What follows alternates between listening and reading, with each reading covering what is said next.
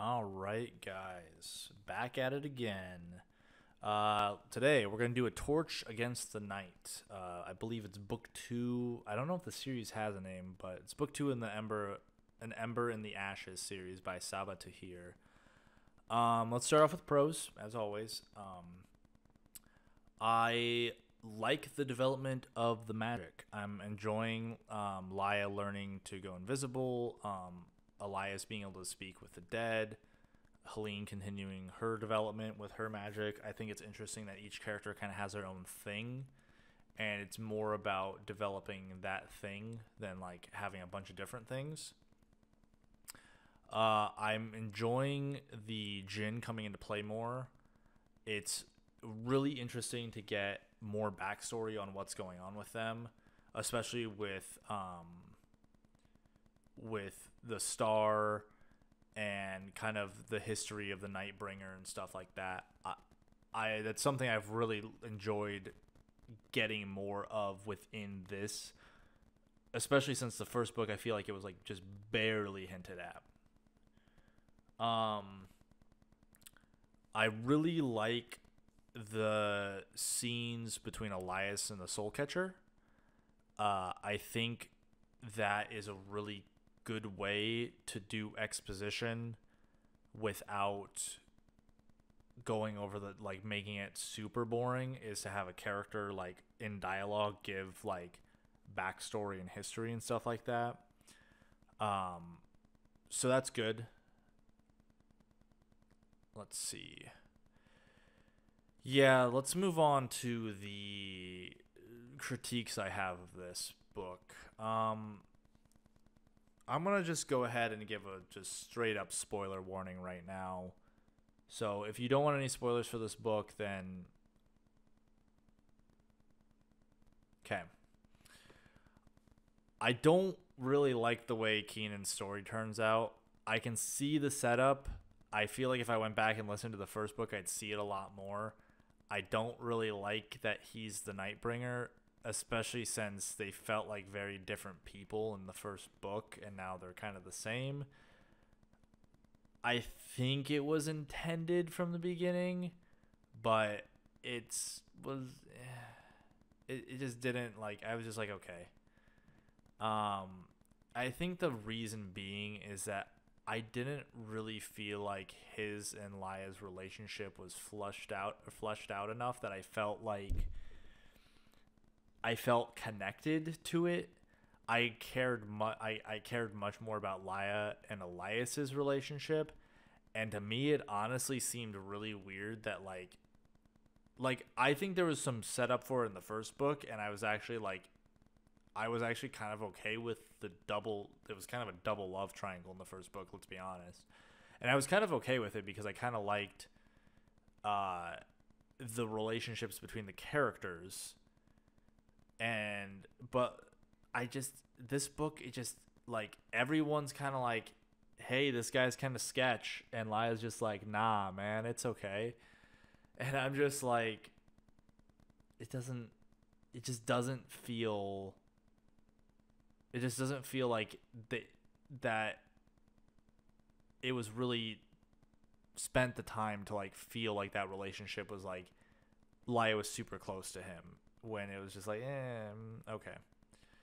um Izzy's death is kind of the same thing. I feel like that was an absolute waste of a character. Uh, Izzy's death, like, Izzy was a character that I was like semi actually interested in, and taking her out of the story to try to give that emotional impact, and it was just kind of like a random raid. It wasn't anything important. It wasn't like she was dying for a conclusion. She just died because a raid happened, basically, and she got stabbed. And it's like, so it doesn't really provide anything to the plot at all. It's just like, okay, so she's dead now, and that character can never add any more emotional impact to the story whatsoever. And I'm not saying that character deaths, like, authors need to be willing to kill off their characters. But there's a time and a place to do it to make it actually mean something. And I feel like this was just completely wasted potential, almost to just get Izzy out of the story more than anything else. Last big critique I had is this book is a lot of traveling back and forth between places. And I feel like that's pretty typical in a new-ish writer. I think this is Sabaa's first series. If I don't know, but I'm assuming it is.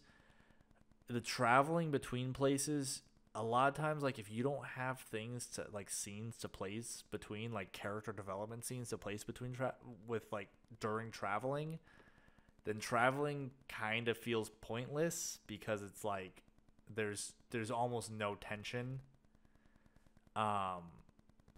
Unless you make tension, but it's really hard to. I feel like it's much easier to make tension when you're in one solid location for a period of time. It's a majority of it was like, okay, can we move on to where we're going to? When we got to the prison and stuff, it was much more interesting than being on the road. But like 2/3 of this book is traveling, and it's very much okay. Just an overall general critique is that a lot of this book kind of feels like fluff to me. It doesn't really provide any setup or payoffs. It's mostly just like, okay, this is what happened today. Okay, this is what happened today. And like, because of the 3 character perspectives that we get in this book, Helene, Elias, and Laya, like it's really, really easy to fall into that trap because when you run out of stuff to talk about with one person, you can jump to the next person. And like don't get me wrong, multi-perspective stories are really great tools if used properly. To me, this just felt like this person doesn't have anything else to do today, so I'm going to move on to the next person, and I'm going to run them until they don't have anything to do, and then the next person. And there's like, the way the chapters flowed in between each other felt just kind of like when you end a chapter, and especially when you're switching between characters, I want to have tension. I want to be wanting to come back to that character. Like starting the next chapter and be like, no, I want to go finish that. So I read through that chapter, and then you do the same thing at the end of that chapter. Like, oh no, I need to know what's going on in this story. And then I read the other part and get really excited about that again. And going back and forth like that. That's not how this works at all. I honestly, most of the time I was just like, how much time do I have left on this audiobook? There were a few good parts mixed in. The ending sequence is okay. I like some of the stuff.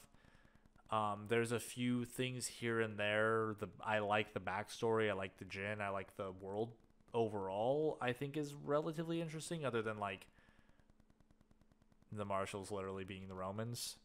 That's kind of like, okay, we could have developed these a little bit better.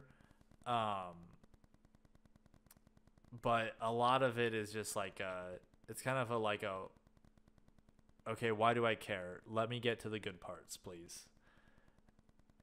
And I think that just happens when a writer wants to fill out pages rather than really tightening up the plot. Like, I think this book could have been cut in half and would have been way more interesting. Overall, right now, 2 books in, I am going to finish the series because I have a problem, and it's very hard for me to not finish a series when I started it, even if I don't particularly like it. This is not a book series I would necessarily recommend. If this is your thing, go for it. If you like YA fantasy romances, maybe. I just don't think this is the best that it could be. And there's a lot of there's a lot of parts that I'm like, okay, let's move on to the cool stuff. So we'll see how the rest of the series pans out. Another 2 books to go. So once I get that, I'll have a full perspective at the end of the series to kind of give of what I think overall. But right now, it's not going to be making my recommendation list. That's for sure.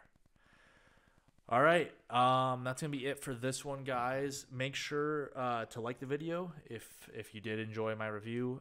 Leave comments, if you want to discuss anything with me. I try to get back to everyone. And be sure to subscribe. Super helpful for the channel, and I really appreciate it. That's going to be it for me for this one. So I will see you guys next time. Thank you.